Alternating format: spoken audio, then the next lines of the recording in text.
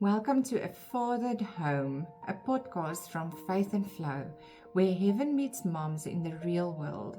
I'm Marlies, and every week we spend just a few minutes together discovering practical, faith-filled encouragement to help you renew your mind, strengthen your heart, and walk a little closer with God. Let's dive right in. We've been speaking a lot about the mind and thoughts and the subconscious mind, how that works, how the subconscious mind pushes thoughts to the front for you to react on. And today we're going to do belief systems. So where your belief systems come from, it's actually kind of scary because 90% of our belief systems are formed by the external world. My grown-ups that influenced us over our lifetimes, that can be parents, teachers, aunties, whoever was close to you when you were growing up, experiences that you've had, everything outside of us. There's very few belief systems that were formed by you deciding you are going to believe in this. Like culture, religion, all of those things play a role in our belief systems and how they are formed in what we believe. So here's another scary thing. By the age we are 7 years old, 7 years, most of our belief systems are in place. They're formed, they're there. That is a scary one. And another scary one is about 90% of those beliefs you never see. You never know what they are. They kind of just lying dormant in the subconscious and you react from there, but you don't actually know why they are there. So there's obvious beliefs like I'm a Christian, I believe in God. That is something that was formed by me because of my parenting and my mom's, how I was raised. So there's things that are obvious, but 90% of the beliefs you don't know. You don't know why you feel the way you feel when you walk on grass. You don't know why we do a lot of the things that we do, right? So there's a lot of things, the why behind it, we don't know until you really go sit and investigate. Why am I doing this? Why am I feeling this way? Then your belief systems come to the fore. Okay, so belief systems are formed by two things. You form a belief by two things, either repetition, like going to church every Sunday, reading the Bible. There's a belief that is formed, believe in Jesus, believe in God, or something like my mom was always on the phone when I wanted to talk to her. A belief that might be formed because of that is something like I'm not good enough. I'm not good enough because my mom doesn't want to give me the attention because she doesn't even look up when I speak to her.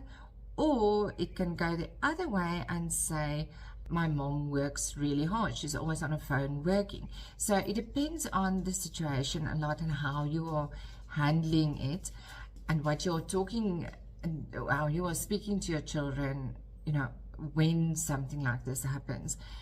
It can go either way. That's why we have to be so careful when we talk to our children and how we say things to our children.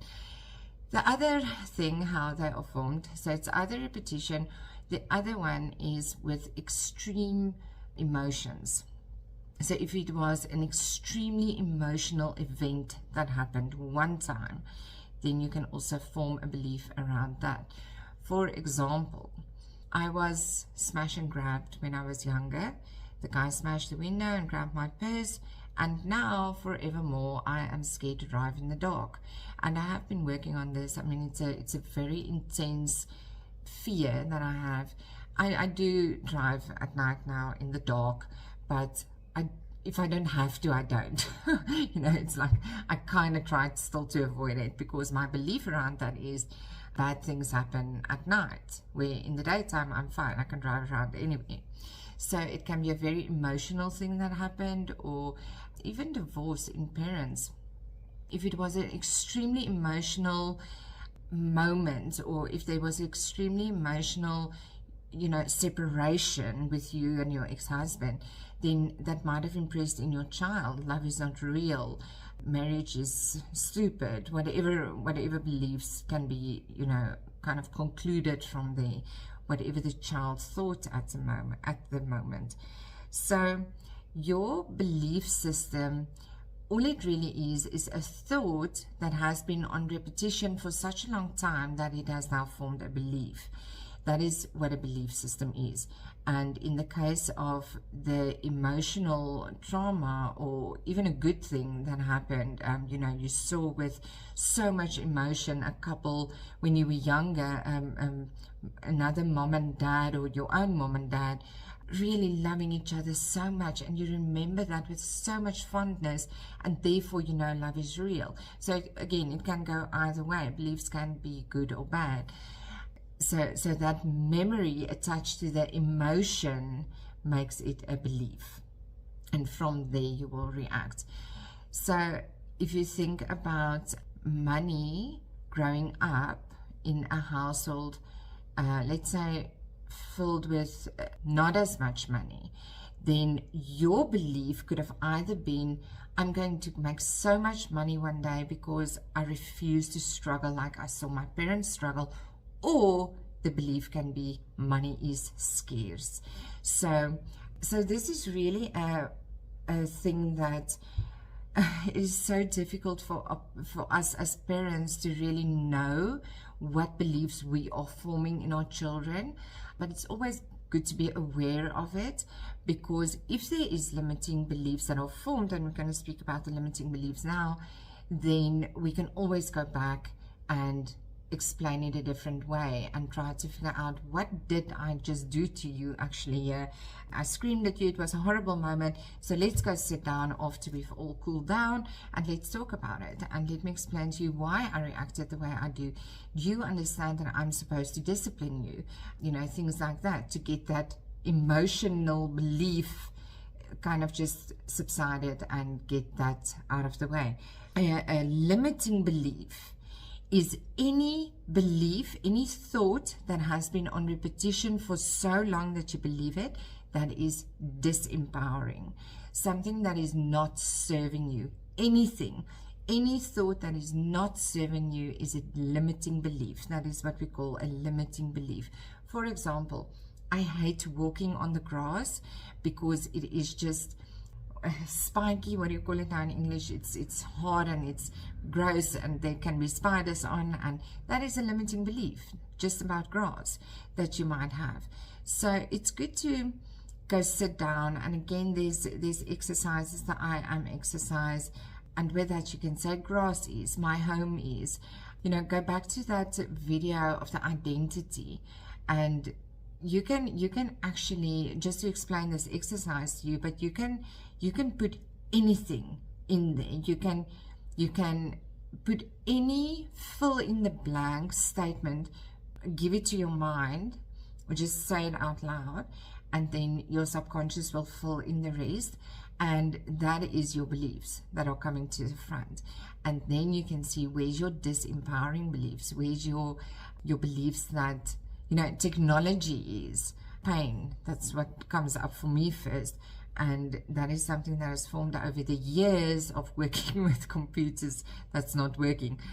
That was now the first one that came up for me, which is a disempowering belief, because I use technology every single day. I work only on my laptop, and this is a bad thing to have, because chances are I'm going to struggle just because I hate technology, right?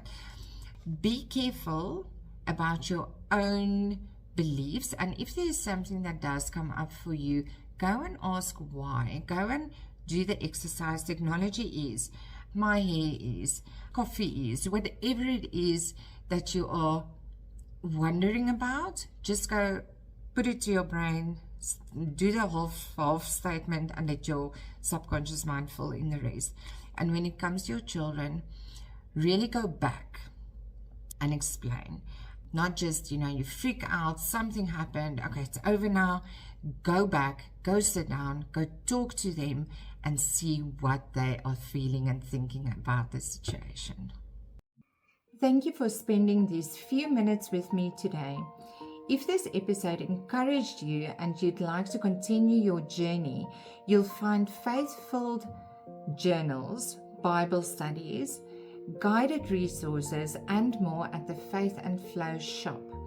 And if you're a mom rebuilding after divorce and would like personal support, I'd love to invite you to book a free clarity session with me. You'll find all the links down below in the show notes. Until next time, keep flowing with faith, and may your home always be fathered by His presence.